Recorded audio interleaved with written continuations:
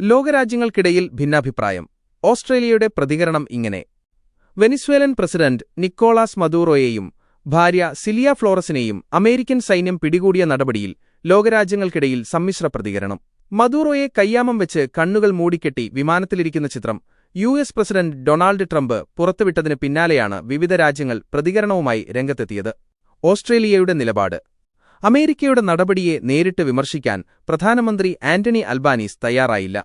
പകരം മേഖലയിൽ സമാധാനം നിലനിർത്താൻ ചർച്ചകളും നയതന്ത്ര വഴികളും തേടണമെന്ന് അദ്ദേഹം അഭ്യർത്ഥിച്ചു. വെനിസ്വേലയിലെ ജനാധിപത്യ ലംഘനങ്ങളിലും മനുഷ്യാവകാശ പ്രശ്നങ്ങളിലും ഓസ്ട്രേലിയയ്ക്ക് ആശങ്കയുണ്ടെന്നും അദ്ദേഹം വ്യക്തമാക്കി. അതേസമയം മദൂറോയെ പിടികൂടിയ വാർത്തയെ പ്രതിപക്ഷ നേതാവ് സൂസൻ ലേ സ്വാഗതം ചെയ്തു.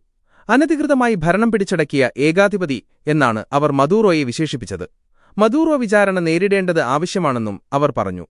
അനുകൂലിച്ചും മിതമായ ഭാഷയിലും പ്രതികരിച്ചവർ ഇസ്രായേൽ ട്രംപിന്റെ നടപടിയെ ധീരമായ ചരിത്രപരമായ നീക്കമെന്ന് വിശേഷിപ്പിച്ച് ഇസ്രായേൽ പ്രധാനമന്ത്രി ബെഞ്ചമിൻ നെതന്യാഹു അഭിനന്ദിച്ചു. ബ്രിട്ടൻ മദൂറോയുടെ പതനത്തിൽ ഒട്ടും ദുഃഖമില്ലെന്ന് ബ്രിട്ടീഷ് പ്രധാനമന്ത്രി കെയർ സ്റ്റാർമർ പ്രതികരിച്ചു.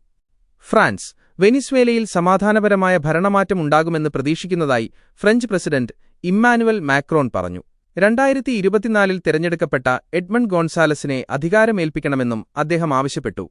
ജർമ്മനി കാര്യങ്ങൾ നിരീക്ഷിച്ചു വരികയാണെന്നും തിരഞ്ഞെടുപ്പിലൂടെ അധികാരത്തിലെത്തുന്ന സർക്കാരാണ് വെനിസ്വേലയ്ക്ക് വേണ്ടതെന്നും ജർമ്മൻ ചാൻസലർ ഫ്രെഡറിക് മേഴ്സ് പ്രതികരിച്ചു. ശക്തമായി എതിർത്തവർ. മെക്സിക്കോ അമേരിക്കയുടെ നടപടി ഐക്യരാഷ്ട്രസഭാ ചാർട്ടറിന്റെ ലംഘനമാണെന്നും ഏകപക്ഷീയമായ സൈനിക നീക്കത്തെ ശക്തമായി അപലപിക്കുന്നുവെന്നും മെക്സിക്കോ അറിയിച്ചു.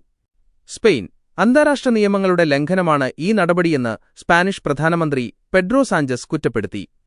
റഷ്യ ആൻഡ് ചൈന അമേരിക്കയുടേത് സായുധ ആക്രമണമാണെന്ന് റഷ്യയും പരമാധികാര രാജ്യത്തിനു മേലുള്ള കടന്നുകയറ്റമാണെന്ന് ചൈനയും വിമർശിച്ചു. മയക്കുമരുന്ന് കടത്ത്, കൊക്കൈൻ ഇറക്കുമതി തുടങ്ങിയ കുറ്റങ്ങളാണ് മദൂറോയ്ക്കെതിരെ അമേരിക്ക ചുമത്തിയിരിക്കുന്നത്. വെനിസ്വേലയിൽ ജനാധിപത്യപരമായ ഭരണമാറ്റമുണ്ടാകുന്നതുവരെ രാജ്യത്തിന്റെ നിയന്ത്രണം അമേരിക്കയുടെ കൈയിലായിരിക്കുമെന്ന് ട്രംപ് പ്രഖ്യാപിച്ചു.